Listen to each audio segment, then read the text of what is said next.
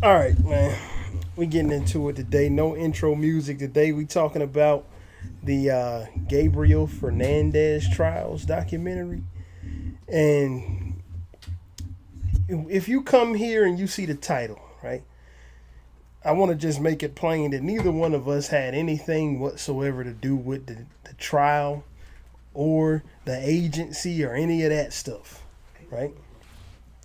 The inside perspective part comes strictly from the fact that I work for a human services agency and I know and I can relate to some of the issues that they had as far as people being overlooked. Now, I don't work closely with the actual Child Protective Services branch, so I'm not going to say that I've heard of anything or seen anything that led to a child being killed, like in this case, but and contrast some of the behavioral patterns that these social workers displayed to some of the ones that I've seen. Of course, no names of people or agencies will be mentioned. I will just say this: the agency I work at, it services as where the one that was dealing with Gabriel Fernandez's case serviced about like 10 to 12 million people, I believe they said.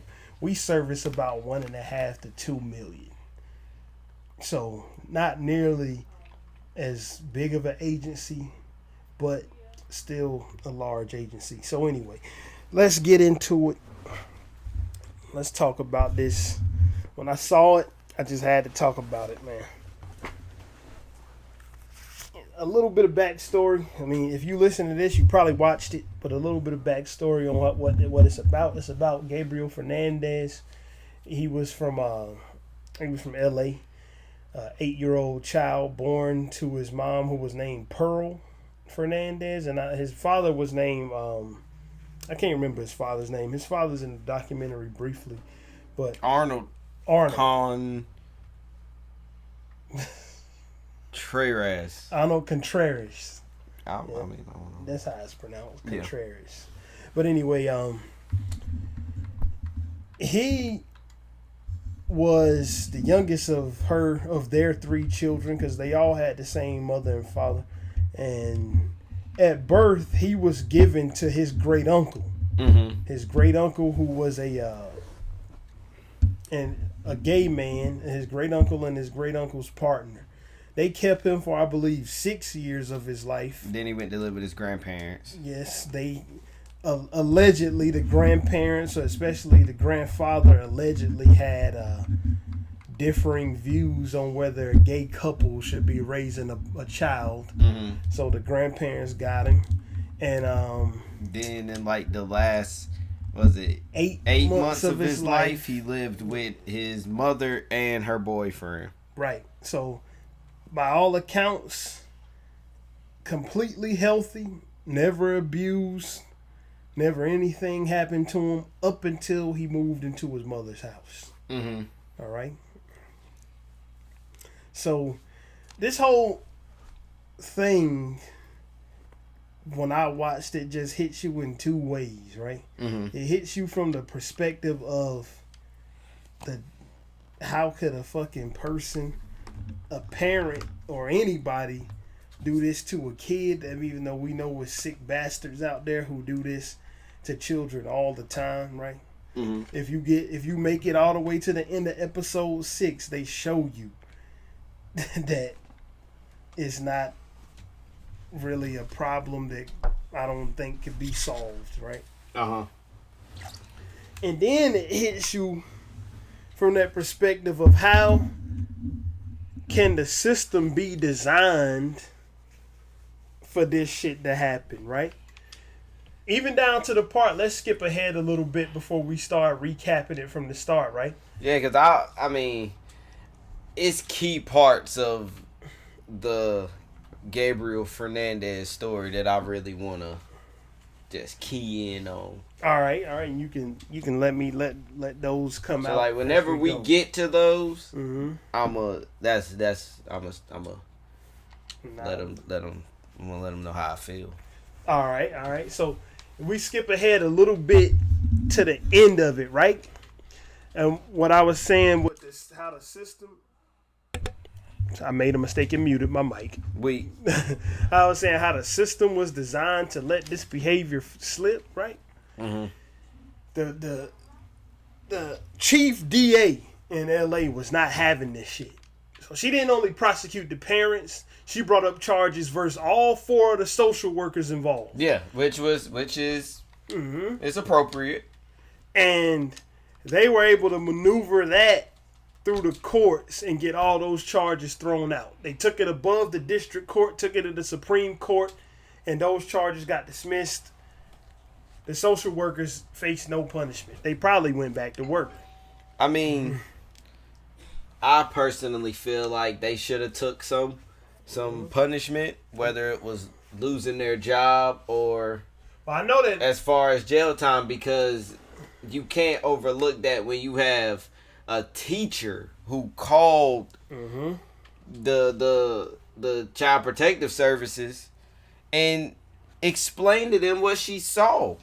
He even told the teacher that his mom beats him with the metal side of the belt. He asked the teacher, "Is that okay?" Like, how do you not see a red flag? I don't care what the mama say, because you know she was saying, "Oh, he just misses his grandmother and he stayed with them for a long time." Like, you know she was saying that, but it's like, even if the mom is saying that and he's going to school saying my mom beats me with the metal side of the belt, and you see the physical damage that Gabriel took, right?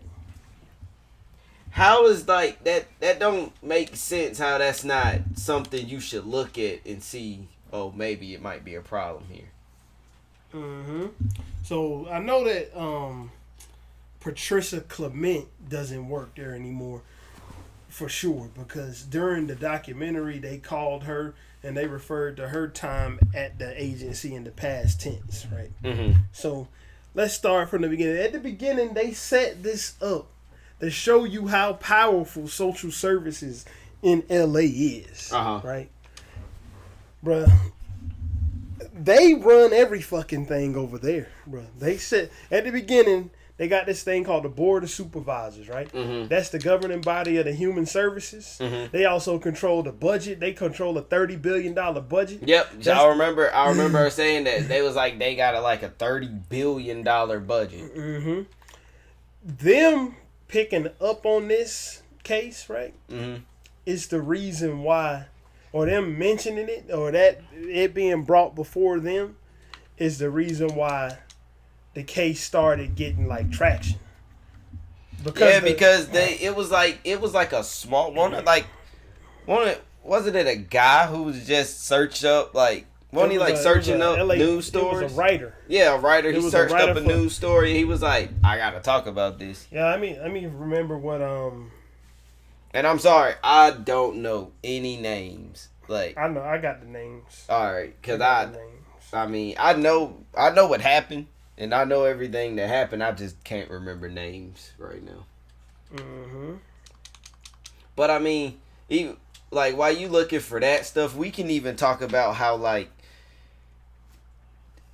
the teacher seen, like, he was getting shot with BB guns and like stuff like she shot him in the face with a BB gun, didn't she? It was a BB gun, a BB, and like, what's the word I'm looking for? That penetrated to his lungs. Yeah. Excuse me. He was like locked in a cupboard for like. Yeah, didn't they like lock him in the cupboard for like 8 months? He had to stay in the cupboard. Right, he slept in there every night. They locked him in there. And the kids would like sneak him food. No. At no point in time during this show, at least that I saw, did an explanation even come forth that seemed plausible as to why they started treating him this way. The only thing they kept banging on about is that they would repeatedly call him like gay and shit. So it leaves you to be guessing, like, where was this to try to beat the gay out of him, because they had 2 other children who didn't get abused and tortured to death. Right? Mm-hmm. So the journalist Garrett Thurloff, or Thurloff, this man's name is fucking ridiculous. I can't pronounce it. I'm messing it up. Who wrote for the LA Times, I believe. Excuse me. Let me make sure I'm right about that. Yeah. The LA Times. He was the one who really brought this all to light, and he noticed it because it got brought up to the board of supervisors, right?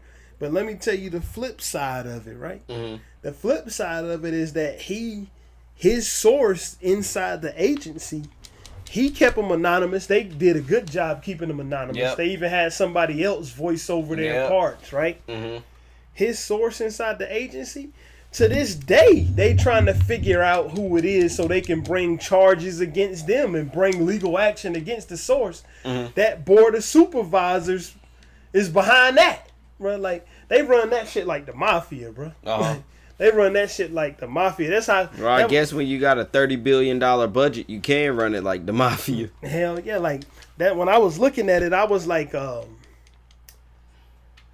kind of. The interesting part about it from just an outside perspective on the trial itself and the events that happened to him were like this, right? You see hella sheriffs testifying in the case. Mm-hmm. And if you watch it through, you know you saw them give what seemed to be the honest and truthful accounts. Yeah. But as I was seeing, knowing what the DA was up against, mm-hmm. as I was seeing the sheriffs who are funded by the same people who are trying to figure out the source so they can bring legal action against the source that's even the cause of all of this attention that the case is getting, right? I'm like, are these sheriffs gonna go against the grain, mm-hmm. and give up the information that could shine a bad fucking light on the agency that they are under? Work for? Because the fucking idiot social workers are under the same umbrella as them, and those fuck ups are the reason behind all of this. Yeah, because they constantly overlook the fact that this boy was getting abused. It might not have even been overlooked, bro. It might not have even been overlooked. You know what I'm saying? Mm-hmm. It might have just been the fact that those motherfuckers had it in there and they just tossed it around the office. This is where I can give personal experience from. Mm-hmm. Like I deal with at the agency I work for, I deal with the people directly, right? Yeah. I'm dealing with a person. And of course, this ain't nothing compared to child abuse, right? Mm-hmm. But this is how much of a nonchalant attitude some of these people can have towards what they do. And it's different if what you do is like review music or something. Mm-hmm. You write a shitty review to an album in a magazine, that really don't affect nobody but the magazine you work for. Yeah. But when you dealing with day-to-day shit with people's lives, and so I was talking to a client. The client is telling me about how they came to us for help with a light bill. Mm-hmm. They got approved for help with the light bill, right? Mm-hmm. And they still got their shit cut off. Yeah. They were like, my shit is off. Like, they came right now and cut it off. I need to talk to somebody. So I'm like, all right, I know exactly who to get you to. I told him who I was going to get him to. I got on the little computer, right? Mm-hmm. Sent her an IM, or instant message. Motherfuckers don't know what that is. You know what she said back to me? What? I'm busy right now. Mm. I don't know if that motherfucking dude is still in the dark to this day. Bro, like, this was 2 weeks ago. That's crazy. That was the response. I'm busy. I'm busy right now. I typed the whole detailed fucking synopsis of the situation, putting my best foot forward for this person. That I got back, I'm busy right now, and ain't heard back from the bitch after that. Mm-hmm. That was it. You know what I'm saying? But that's fucked up that people sign up to do these jobs and they don't give it 100%. And it's fucked up that somebody really had to. I can't say. Well, the light bill shit. I mean, that's not as bad as what happened, it's nowhere near. But it's still the fact that they didn't even. But that attitude is fucking viral in these places, right? Yeah. That attitude is viral because, my nigga, human services is not. You got some shit like if you a stockbroker, right? Mm-hmm. That's a fucking career, right? Yeah. A human services agent, that's in a career. Mm-hmm. You got people like me that's doing a fucking job that's paid by the hour, bro. There's people like me who for the fucking way out. You know what I'm saying? I don't see myself being there for life. I'm not gonna retire from there. Mm-hmm. I'm not even planning on doing that. I'm holding it down for now because it's a good job and people will be blessed to have it. I just don't want it. So whenever I get rid of it, somebody else can be blessed to have it. You know what I'm saying? I feel what you're saying. But I ain't gonna. I'm motivated to help the people, right? Because but you also got to think about it. That's the job you also signed up for. You wouldn't have did it if you didn't want to help nobody. Bruh, I ain't my motives to help these motherfuckers is not that noble. I'm gonna tell you what my motive to help their ass is. Why? So I don't have to see them motherfuckers again. So if I do everything I can do to put your shit on the right track, you ain't never got a call. You ain't got to call. You ain't got to see me.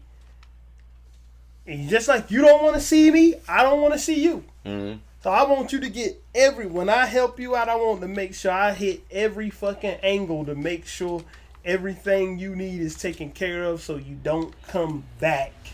Which is that's understandable. But me, no matter how I look at it, you know what I'm saying? Mm-hmm. They still get the best service. They still get what they need. They still get whatever benefit they in there for when they deal with me. Uh-huh. Because I don't handle the job in no half-ass type of way, because doing it half-ass means I'm going to have to continue to do it over and over again. And I like doing shit once. You know what I'm saying? Now, when it come down to what we talking about with the Gabriel Fernandez social workers, right? We got to start off with Stephanie Hernandez. Like, that's the one who was actually going out to his crib. Mm-hmm. That's the one. They have the forgive me, Stephanie Rodriguez. I don't mean to sound like I'm stereotyping that Hispanic people all got the same last name of Fernandez or Hernandez. No, I made a mistake. Stephanie Rodriguez. She was the first line of defense for him. Mm-hmm. Like, she was the home respondent. And when you look at it, like, tell me your fucking opinion on this, right? This is what I want to know. I want to know your opinion on the fact that at least during the time where his case was being handled, I don't know if it's changed now, but they state in a documentary that they put the new workers as the emergency response.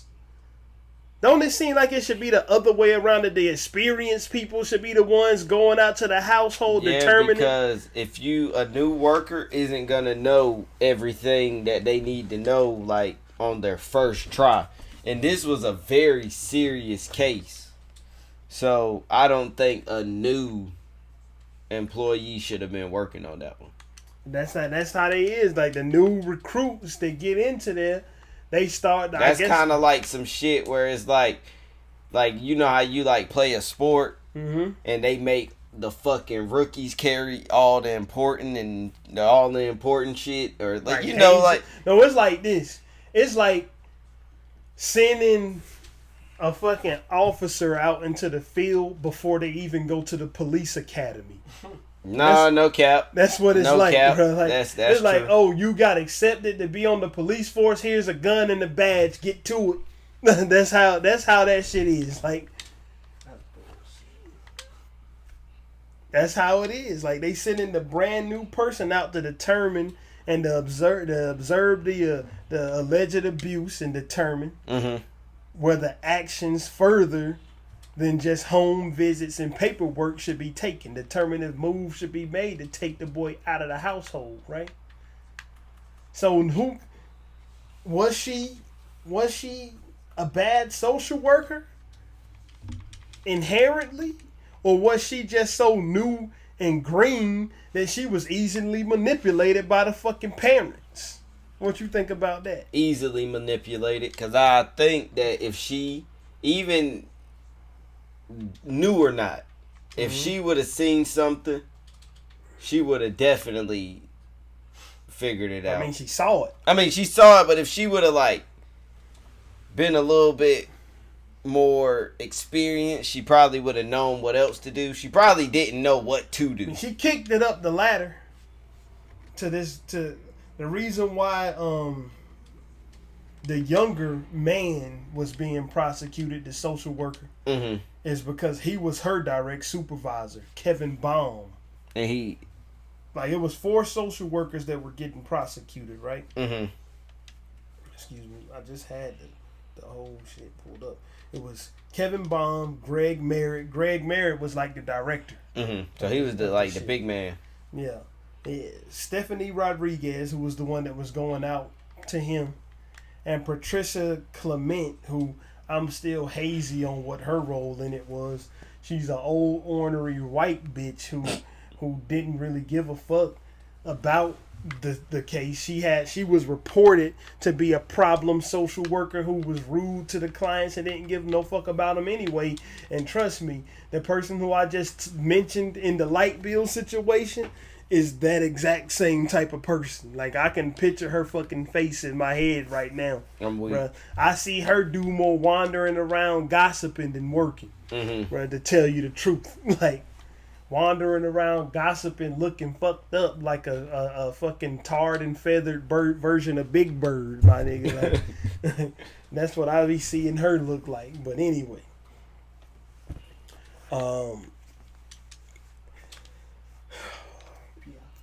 back to talking about them.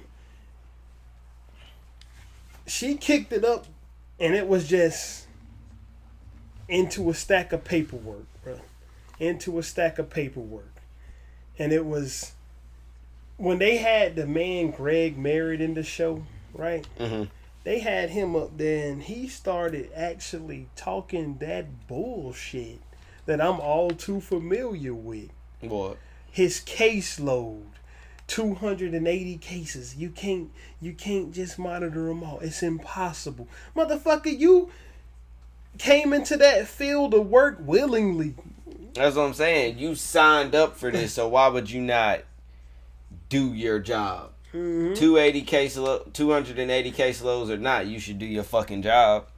Ain't that what you applied for? You applied to make that money from that job. 30-something years on the job for you, no doubt, Greg Merritt.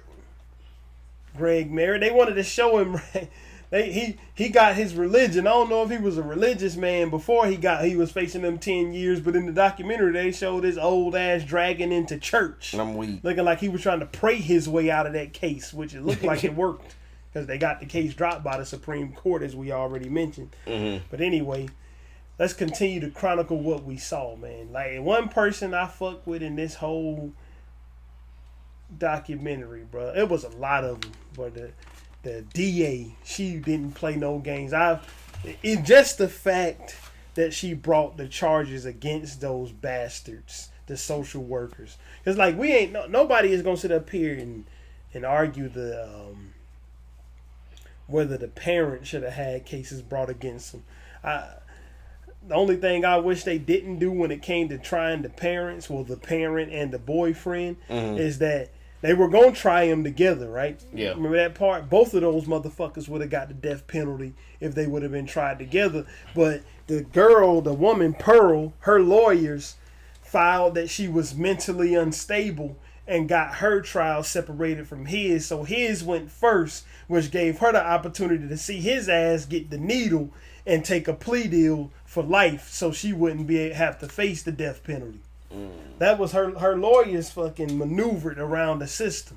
That's crazy. When it come down to it, but I wanted to get your opinion on that damn juror who didn't want to convict that motherfucker, that Asian man. You know what I'm talking about? I don't think I caught that one. Which episode was that one? I don't remember, but I saw him. But it was an Asian man who hung up, who didn't want to convict the boyfriend of first degree murder, and then once he finally did that, didn't want to fucking give him the death penalty, bro. They was deliberating for days because of him, bro. It was 11-1 both times. Anyway, one person who I really the people who I really messed with in this documentary, bro, were the DA, the head DA, right, or whatever they're called, the black lady who filed charges against those social worker assholes. The DA who tried the case, right? The man, both of them, the Asian man and the Italian man. He was abused as a child, so he was really pushing to see that bastard get the needle, which he deserved. The teacher and the security guard. The teacher. Yeah. The teacher is the one I fucked with the most. Right. Because have you caught up to where the security guard is at? No, bruh. So you would fuck with him too, man. He was, bruh. He didn't. Because I've seen, like, it's parts that I know, and I've seen them like in depth. I seen the in depth part where the teacher she was reading the note that he wrote to his mom. Yeah, man, that shit was the saddest. That's shit. what I'm saying. And then he took the picture with it, bro. I ain't even gonna lie. I didn't get to no tears, nigga, but my shit started stinging when and I don't be getting like that. Like my shit started stinging. I was sitting up there like, man, can I continue watching this, bro? With the fact that he wrote the note, bro. He wrote the note, he took the picture, and in the picture he was all beat up. That's what I'm saying. And 2 days later he was dead. Well, like 2 days after that, he was dead, son. Like, and how she don't even let people sit in his seat no more. She keeps his seat for him every year. And she celebrates his birthday. Yeah, the nurse celebrates his birthday every year. Yeah. I fuck with the nurse too.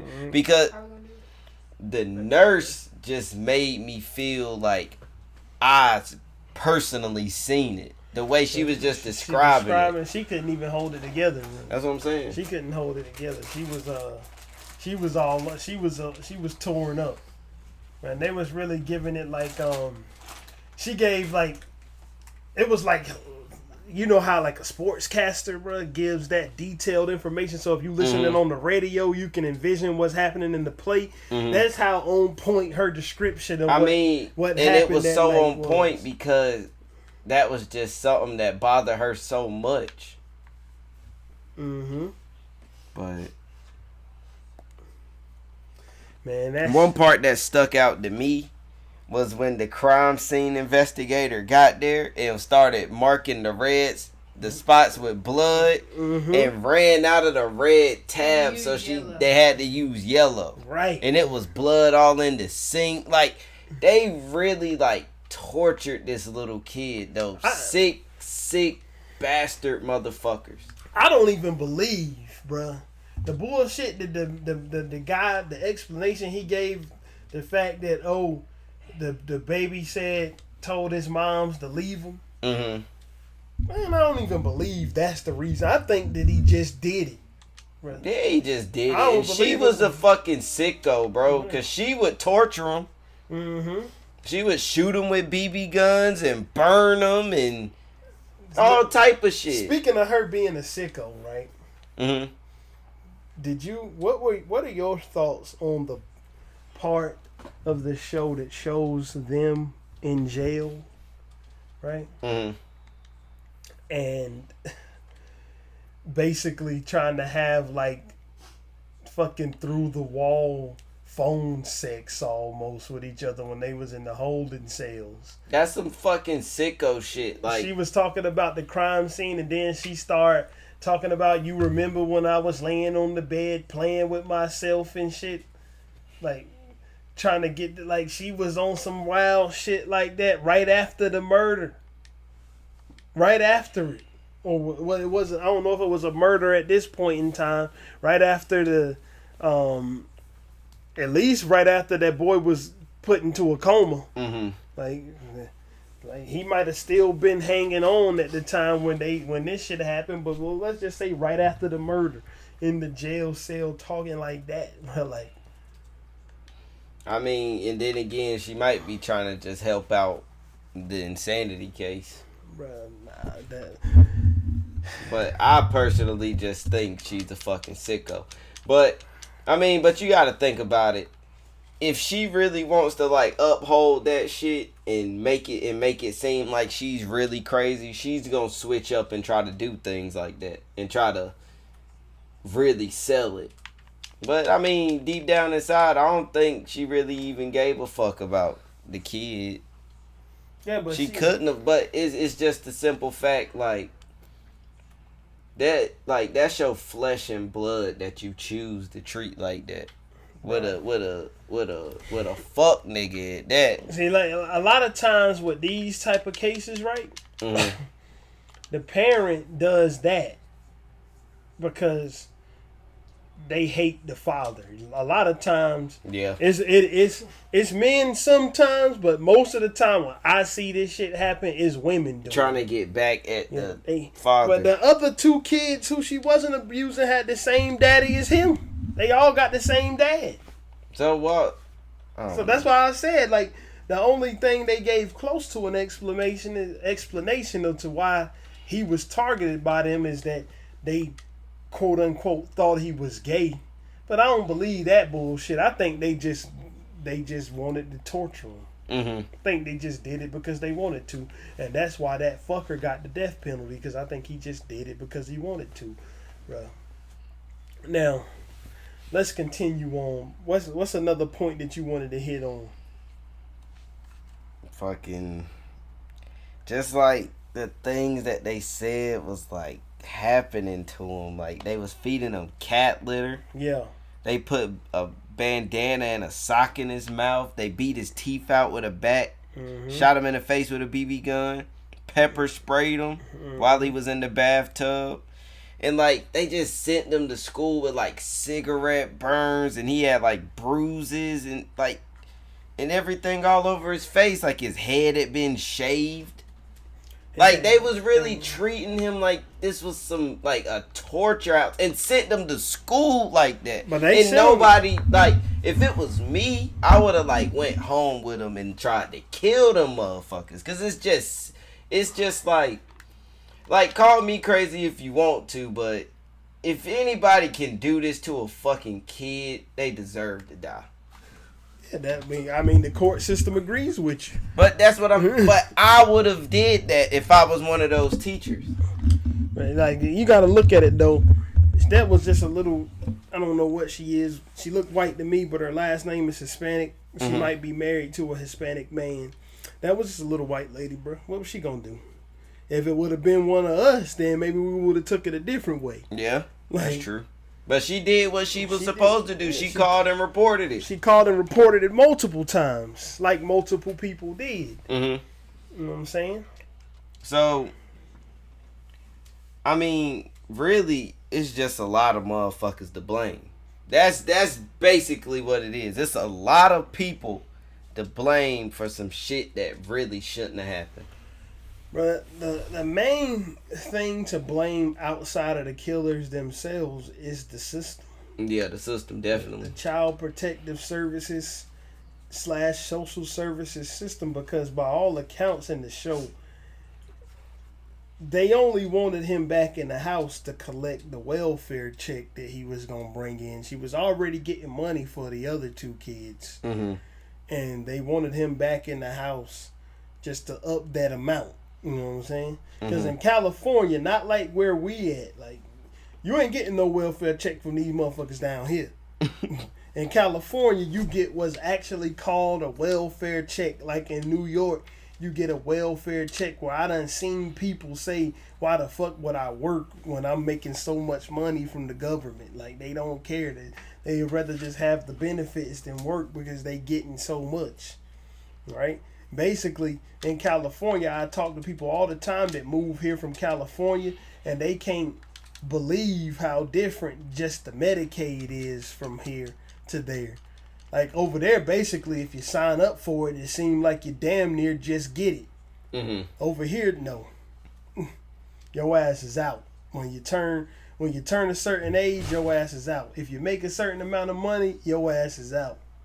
If you over a certain age and you ain't got kids, your ass is out. You could be falling apart. They don't give a damn.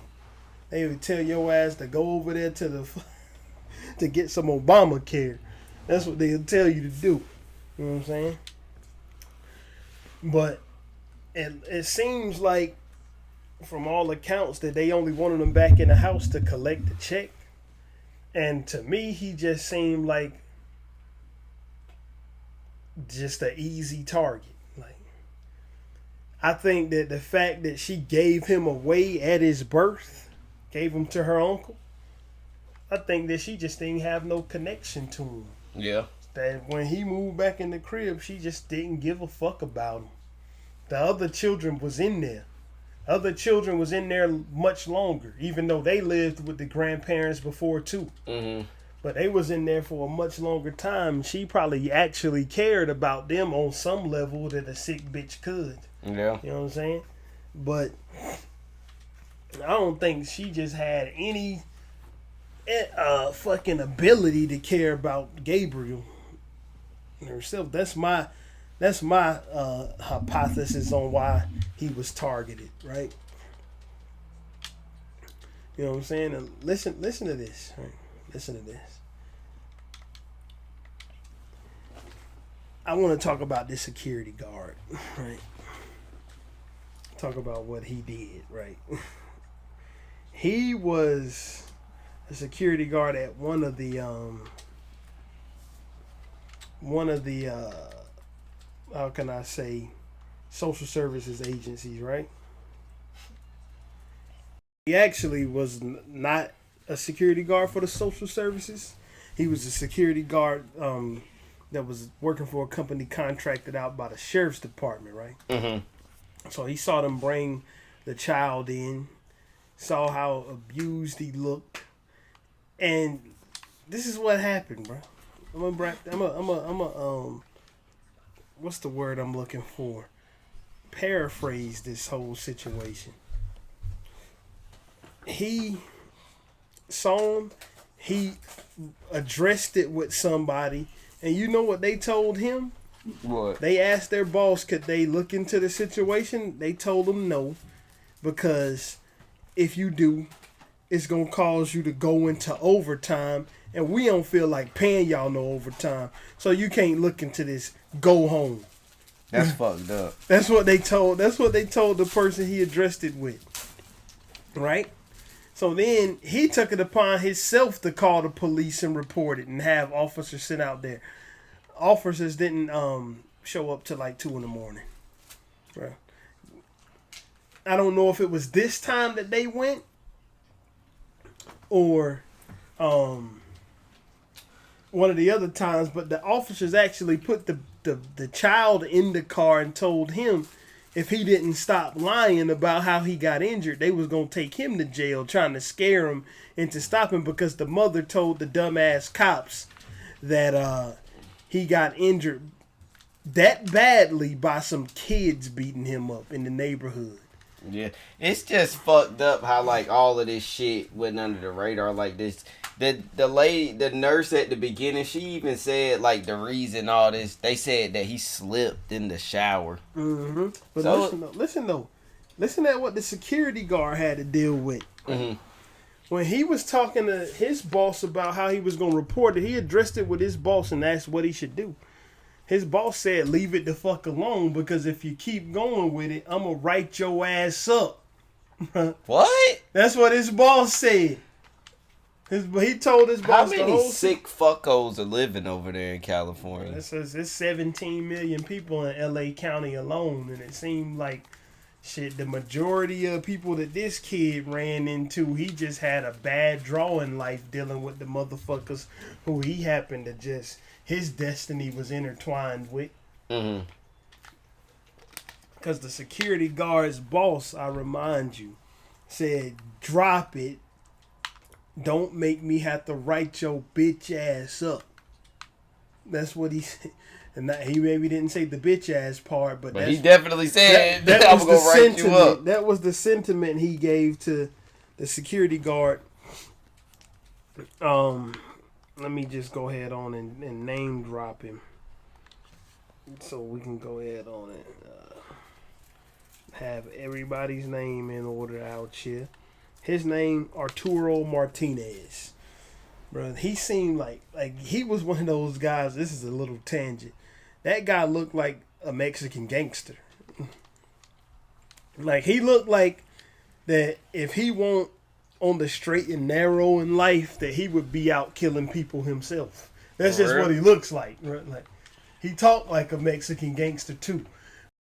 But he was really out there just trying to save the child's life. He was. Shows you that looks and sounds and shit ain't everything. For real. But like the roadblocks that were put up in front of people who really tried to do something to prevent what ended up happening. I mean, I was just fucking frequently surprised as I watched this. The fact that the company told them no because we don't want to pay you overtime. What? The fact that the security guard himself was threatened with a write-up, although he ignored it and he just reported it anyway. Mm-hmm. And then the sheriffs get out there, listen to this stupid ass moms, and then they threaten the kid. Yeah, and tell him they gonna take him to jail if he keep lying. Granted, the police might not be the brightest bunch of motherfuckers out there. You know what I'm saying? Because from what I saw that happened today, the police is a bunch of stupid ass motherfuckers. But look at the child, motherfucker. Some 10-year-olds beat up a child this bad to where the motherfucker looked like his face been ran through an oven. Because that's what he looked like. You know what I'm saying? It looked like somebody put his head on the carpet and just drug it across the carpet and just until the skin came off his face. You know what I'm saying? But that's how his forehead was missing skin and all type of shit. His head was, I don't think his hair was really cut like that. And I think it was shaved. It was shaved, but he had all type of injuries on top of his head. And this is him after missing 13 days of school because they was letting him heal. So God knows what he looked like when his injuries was fresh. You know what I'm saying? And I mean, most of the injuries was like done to like his legs and torso. It was all over. Yeah, it was all over, but like they was arms and everything too. Shit, I think they said it. I don't. Maybe I'm not recalling correctly. I know they said at least some of his fingers had been broken, but I think they said all of them had been broken at one point in time. Dang. And they never were taking him to the hospital for any of these injuries, right? If you continue down and you listen to the statements given by his brother and sister, he used to be choked. Like, the stepfather, I can't pronounce this guy's name. That's why I don't say it. Like, I know what his name is. They called him Tony in the show. But I can't pronounce his real shit. So, fuck him anyway. I don't need to say his bitch ass name. You know what I'm saying? He was like 6'2", 300 pounds. Yeah. The little kid, he was being starved and being forced to eat kitty litter and shit. And being kept in a cupboard every night. So he weighed 56 pounds. And he was 4 foot something. Like an 8-year-old weighing 56 pounds. He should be getting up to like the 70s or something at the age of 8. So he was probably like 20 pounds underweight. You know what I'm saying? He was eating cat litter though. Like, they found that inside his stomach when they did the autopsy. Like, real deal shit. And They said that the guy used to take him and grab him by the neck and lift him to eye level with him up against the wall, just having him in the chokehold. So if you 4 foot something, you being lifted to eye level to somebody that's 6'2" by the neck when your neck is barely even there because you 20 pounds underweight anyway. What the fuck, man? Like, that was just some sick shit that they was doing, and it's real sad. It is, and the way that he died is that the man actually beat him to death with the fist, like beat him into a coma, and there wasn't no bringing him back. So he was basically dead on arrival. All they had to do was just take him off life support, that end the whole thing, right? Bro, what do you think? I think those social worker motherfuckers should have got the maximum 10 years that they could have got. I think they should have got it too. I believe everybody that was involved that like really wasn't trying to help, social workers. I believe that the sheriffs that went over there, well, whether they was trying to help or not, like you don't know if they was trying to help, but they didn't do enough. They didn't do enough. You ignore. They showed you the suicide note. Instead of investigating that further, you just listen to an explanation that the parent is giving. After this is the thing I got for that whole thing, right? If you get sent over there one time, and on your first time that's what you see, and you say, okay, maybe this ain't all really what it is. Maybe it's somebody is reporting something, but it ain't as much what it seems. But when you get sent over there time after time after fucking time, and you still are being manipulated by somebody, I mean, damn, the bitch ain't fucking smart. Her plan, when you could hear the mother Pearl talking to the boyfriend in the jailhouse conversations that they recorded, because they put recording devices in their cells. You know what she was saying? She was thinking that she could get off if she just convinced the boyfriend and made sure he told them that she wasn't in the room when it happened. Bitch, this is the caliber of intelligence we dealing with.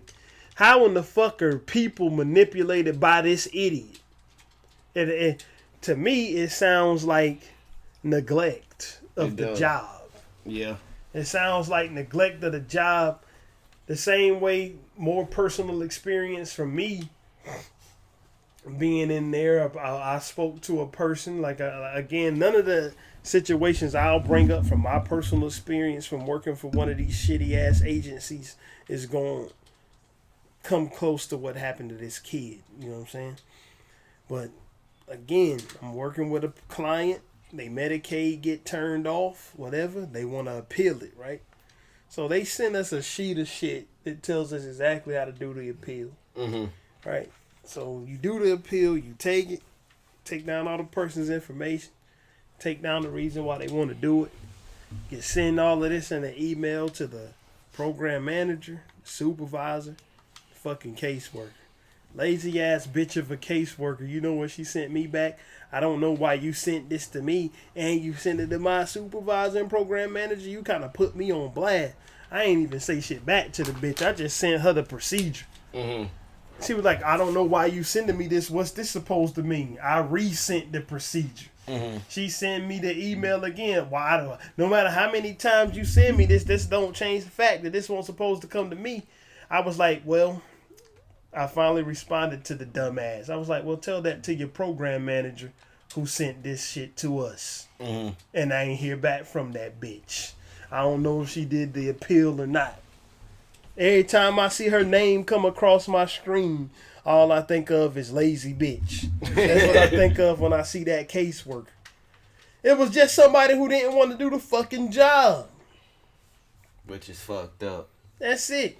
Now, whether these caseworkers that dealt with him wanted to do the job or not, they did it fucking poorly.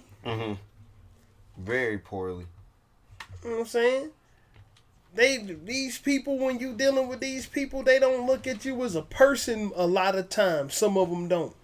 They look at you as another fucking stack of paper in the caseload, right? Mm-hmm. They just want to get whatever, some type of damn conclusion stamped on your shit so they can move on to the next fucking statistic. Whether the shit is approved or denied when it come down to the type of shit I deal with. Whether they approve your food stamps, but they approve it for only $16 when you should be getting $300 and something, because they overlook the fact that you put the lease with the shit, and they overlook the fact that when you turned in the lease and they should put your rent in so you can get more, but they already approved it now, so your ass, they'll just go back and change that shit whenever they fucking get ready. Mm-hmm. Like, that's the type of shit that be happening, bro. Like, I be seeing, like, people be telling me, I'm sitting up there looking at you like, what the fuck can I do about it? But I'm really sitting up here hearing people tell me, how am I gonna feed my kids? Nigga, in my head, the first thing I think is, I don't know. But then I have to scrounge together and figure out how to get this shit handled when some dumbass bitch done dropped the ball or some clown ass nigga done dropped the ball along the way. That shit, the people is coming looking at us like we can do something about it. All we can do is just get on these niggas' nerves until they fix it. Decide they want to fix something, or decide they want to do their fucking job. That's what the teacher was trying to do. The teacher and the security guard was trying to get on these people until they took that boy away from them, and they just didn't do it. They kicking. All I heard was explanations from these fucking clowns, but no responsibility from them social workers. All I heard is, well, the scenario, it's only the worst case scenario in which you remove a child from the home. Everything tells you to take whatever measures to keep the child in the home. What about his case won't the worst case scenario? It all looked like the worst case scenario to me. Exactly. You know what I'm saying? I mean, you send him to school, he's got bruises and like the pictures, man, like, I don't know. I mean, the shit is must watch. To me, it's must watch because it's the extreme version. If you looking at it from the perspective of the agency itself, it's the extreme version of what I see happen all the time where I work. Mm-hmm. Now, of course, I said I ain't gonna name nobody names, because every person I done mentioned today that I done had experience with, I know them motherfuckers by first and last name. I could put they bitch ass right on blast right now. I'm weak. But I ain't gonna say nothing. I ain't gonna name their names, and I ain't gonna name the place where the work is happening at. You know what I'm saying? But it's the extreme version of shit that I see. Of people just passing shit around to the next person and to the next person. You know what I'm saying? Mm-hmm. Or going to do something and doing it halfway. You know what I'm saying? Like, that's common with a lot of shit. Let me tell you what these motherfuckers don't do halfway. They don't halfway fucking catch you selling those food stamps. You know what they do if they catch you selling them shits? What? You may not know for years, but they open up a federal case on your ass right then. So, you motherfuckers who be on Facebook and Twitter and shit, I'm giving you a public service announcement. Up there talking about I got food stamps for sale, you can best believe the fucking feds know, nigga. And they will come after you. And they will tell you, you gonna pay it all back, and you gonna sit down for 10 years for selling food stamps. For selling food stamps. For getting your little 50 cents on the dollar. For taking your little $194 worth of food stamps and getting you $85 in cash. Is that worth your life? Because they own your ass, bro. I sat right in the fucking meeting and listened to the lady tell me exactly how they do it. So you better stop it. And if you are doing it, you better stop putting it on social media, dumbass. Because the fucking people, they got a whole task force of people who just watch social media. Yeah, I need that job. They got a task force of people get up there on social media. Them motherfuckers will get up there and pretend like they gonna buy the shit from you to get evidence on your dumb ass. All I need to know is where I need to sign up, cause man, you got them damn fools, damn, boy, I need some goddamn. No. The fucking police is up there on social media doing that shit. Oh. Not us. Nigga, they work with the police. They will send you to fucking jail. I know they will, though. For selling food stamps, nigga. And I mean, those niggas still do it. I mean, I'm sitting in the meeting hearing that shit, and the woman was talking like like she be happy to send niggas the fuck downtown. Because I'm gonna tell you something fucked up, right? Mm-hmm. This is how corrupt this government shit can get, right? Say I work for Human Services, right? Mm-hmm. And I'm a food stamp caseworker, right? Mm-hmm. Say I fuck up, right? And do something that causes you to get more food stamps than you supposed to get. Yeah. You gotta pay it back. And not the person who fucked it up. Not the agency. Even if it was even if it's the agency fault, mm-hmm. the person who got all the shit gotta pay it back. That's fucked up. Cause that ain't your fault. That's not your fault at all. It ain't my fault. It ain't my fault. Yeah. You know what I'm saying? So you dealing with shit like I keep saying, nowhere near the extreme nature of a child being killed, but you dealing with a system that's already built on a foundation of bullshit in the first place. You know what I'm saying? Whether they got a $30 billion budget. If Greg Merritt or whatever the fuck his name is, whatever, the fucker who was up there trying to go to church and shit in the documentary, trying to pray his way out of that 10-year sentence that he was looking at, you got $30 billion, bruh. If he got too many cases, hire some more people. Exactly. Hire some more qualified people at that. You know what I'm saying? This man held the job down for 30-something odd years, so he was qualified to do something. I'm not going to say that maybe he wasn't overworked. The case loads get heavy, but that ain't the fucking client problem, bro. That ain't their problem. Don't nobody give a fuck about the people who work problems, bro. Do you give a fuck about the fucking fact that the cashier at Food Lion serviced 1,000 people that day, so she fucked around and gave you the wrong change? Or do you just go back and say, give me my goddamn money? Go back and say, give me my goddamn money. Because you don't care what she dealt with before she dealt with you. Now, do you? You don't care if that person at McDonald's has flipped 27,000 burgers that day. If they fuck around and don't put ketchup on your motherfucking burger, you gonna go back, hey, motherfucker, put some sup on that, nigga. So, if you got 280 cases, that ain't got a damn thing to do with the client that's on the other end of them cases. That's correct. You gotta treat every one of them shits as first priority, whether you like it or not. Because that's what your ass is getting paid to do. Allegedly. Apparently you weren't getting paid to do that. Because we saw how it went with him. And nobody dropped the ball on the agency side except the fucking agency itself. The people reported it. The people called the police. They had sheriffs sent over there. Concerned citizens who saw this boy reported it, and the fucking social services agency fucked everything up. Yeah. You know what I'm saying? Y'all need to stop. Let me not even get into it. Let me not, because I'll be going all night if I start talking that bullshit. So moral of the story: if you got a fucking job, you need to do it, and if you see something that looks very suspicious, you should report it. Moral of the story. And the last thing I gotta say about it is, bruh, you shouldn't be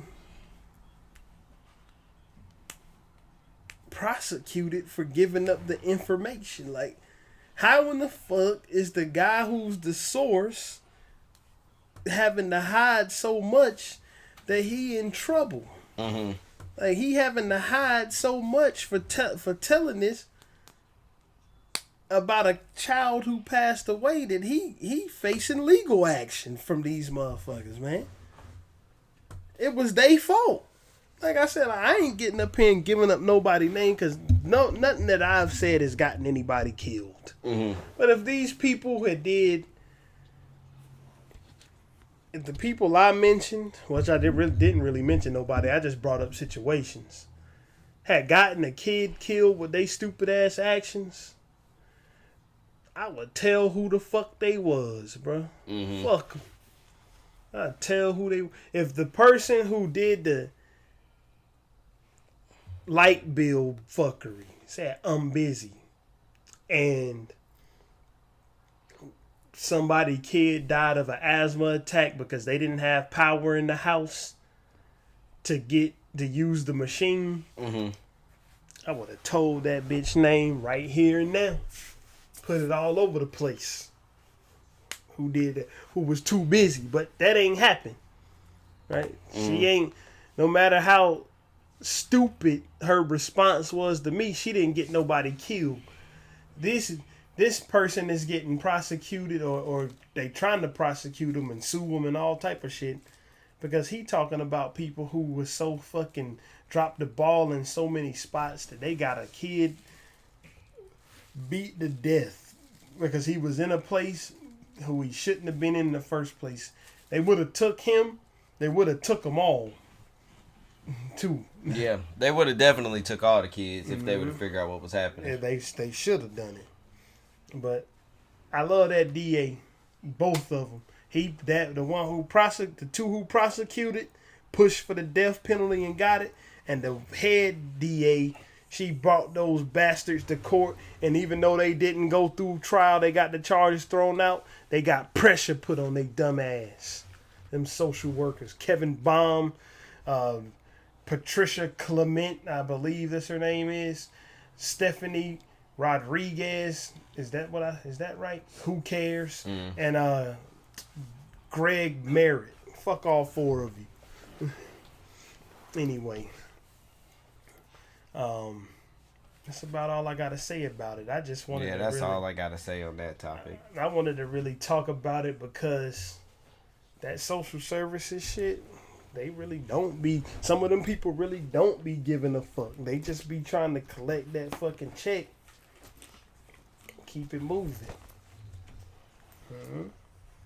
And the documentary I saw took it to the extreme.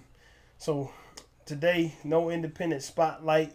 What we are going to do is we going to just throw this freestyle by William Prize. What's that freestyle called, man? Up From Here freestyle. That over that Drake beat? Over the Gold Roses beat. That's what we going to do. We're going to just throw that on there because that nigga is just that good at the rapping shit. Let's go. I ain't never been no hating ass nigga. I want to see all my niggas win, bitch. Hey, rest in peace to his homie, too. That's his homie who passed away at the beginning of the video. We back. We gotta take the time to self-reflect. Talking to me. Self-isolation, I've been talking to myself more. Trying to tell my pride that I need help more. I see why everything was for sale for. In score, I'm having God, so what do I need friends for? 4 of them in, shall I vent more? Exhale the carbon from my mind, the friends who let it all outside. And besides, ain't that what the fucking vent for? Ain't it funny how you win more? Once niggas turn in on health and they wealth and slowly start to realize they only needed themselves. I felt I needed a love, like the next to my breath. Had to reset on my breathing when she decided to step. But it's always better to have loved than to have not at all. And I can't hand out too much love if niggas not my dog. I dropped light and never got a call. Want me to write them down my signature so they can say that I'm involved in your rise, but nigga fuck that. I'm in my tough bag, you bust, I'ma bust back and trust that I'm on my shit constantly, nigga. Track 6 City, TWIMC, nigga. And I mean honestly killing these niggas minor league. The only major ones I know the same tribe as me. And if you feeling otherwise, fuck you in the other side. Boy, it's prize, ain't a vibe out that's hot as me. No longer moving quietly, I'm walking with my chest out, not the nigga to test now. Been studying, I already am knowing what to test about. Was missing everything, was low and broke. Now every question that I answer, get a check now. Plus respect now, and my golden medals. They throwing flowers, yet I notice all the stolen petals. I've risen another level. I'm jumping out the gym, I'm up high as the Rosen's level. Gratefully gifted with flows that sound like team is treating our releases like a give it and go. While other rappers beef with rappers that got similar goals. The bigger the goal, commit to the growth. I'm in from the soul, I spit it every time a nigga get on a song. The flag stained with the blood of a black man. The prisons is packed in, requesting some action, needing some help. Got our people out here fleeing from self. The evening news, another picture of the meaning of hell. Yeah.